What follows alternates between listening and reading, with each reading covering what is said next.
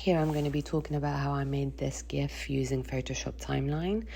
I hope you can apply it to your own design. It's very simple, very easy, and here it goes. Okay, so at this stage I have my design and I have the text I want to move in 3 separate layers. What I do is I go to Window, go on Timeline, and this window pops up. I want to make sure, because you've got 2 options here, I want to make sure Create Video Timeline is selected. Click on it. Then you create your timeline. Then I want to decide how I want these texts to move in to my banner, website banner. Obviously this is an example, but you could have any text, logo, or any image you want, and you can apply the same principles I'm going to show you now to those images. You've got all the layers, so 3 layers that I'm going to be working with here, and I have these little arrows next to them. If I click on those arrows, I have these options, and what I'm going to do now is decide on how I want them to move into this final look, and this will be the final look I want them to move into this specific place. So what I do is decide on when I want them to end up in this place, and let's say around here. Then I press transform on each one.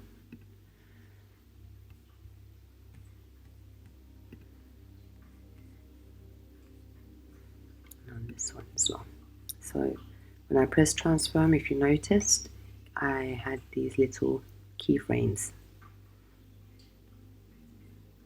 that appeared.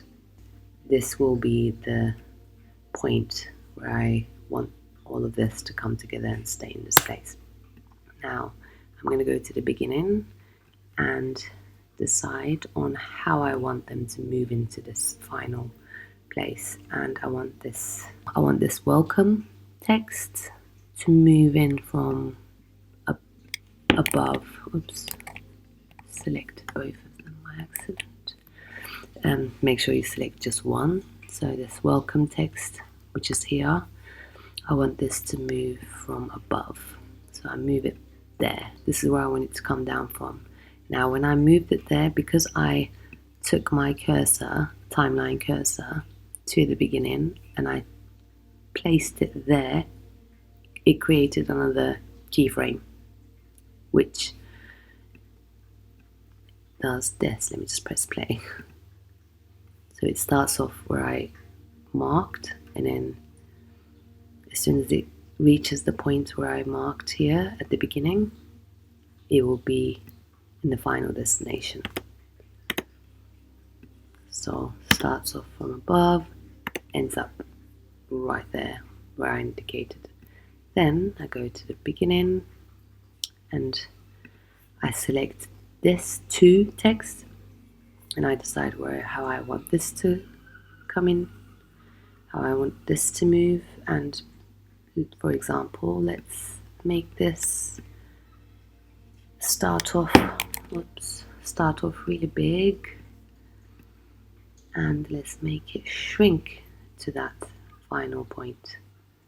So press enter and my keyframe is there set, and let's just go to this one, which is my tutorial text, shrink down, and also moving from the side. And remember, we are working backwards, so this is the beginning, this is how it will start.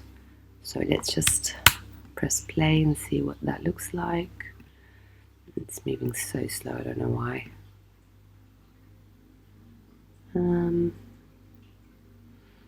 Okay, this will usually be faster, I'm not sure why it's going so slow. Okay, at least it's doing what I told it to do, which is meeting at the final point. And okay, that's more like it. Okay, so I'm not really too happy with this being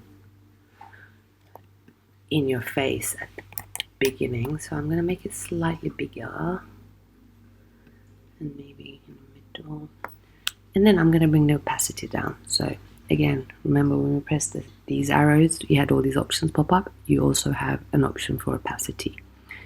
When I click on it, I create a keyframe.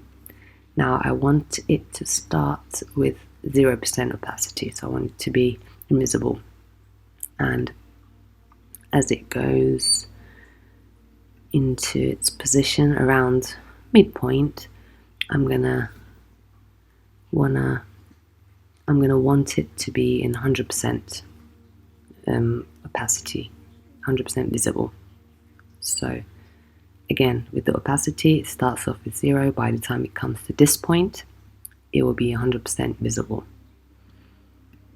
Let's see what that looks like. Oh, I don't understand why it's so slow. Okay, let's see.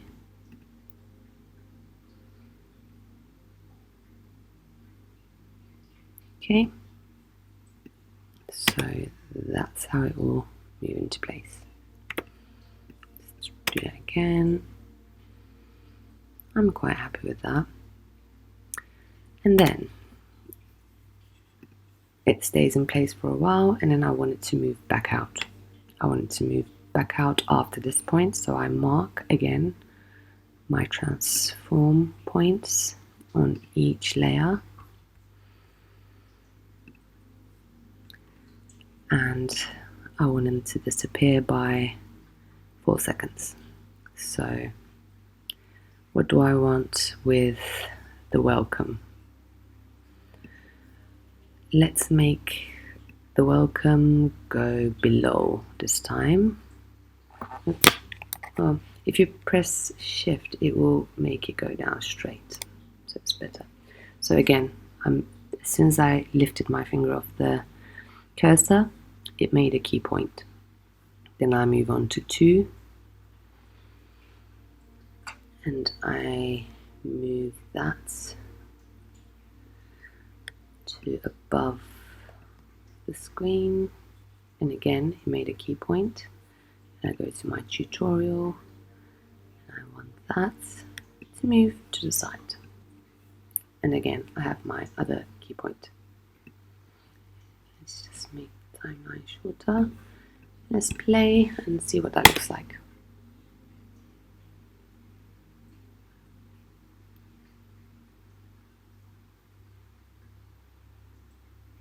Okay.